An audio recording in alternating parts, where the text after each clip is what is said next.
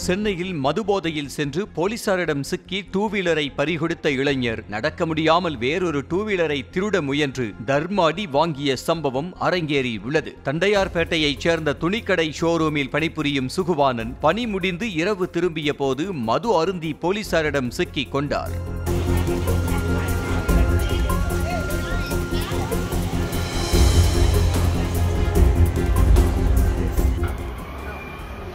இருங்க இருங்க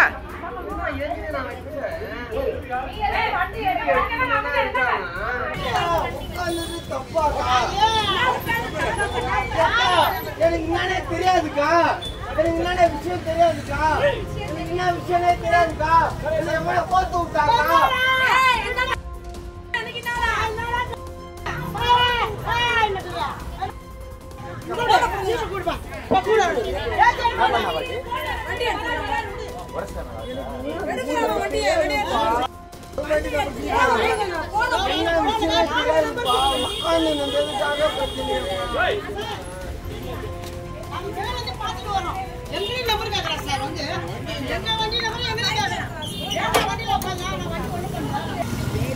சொல்ல மாட்டேன்.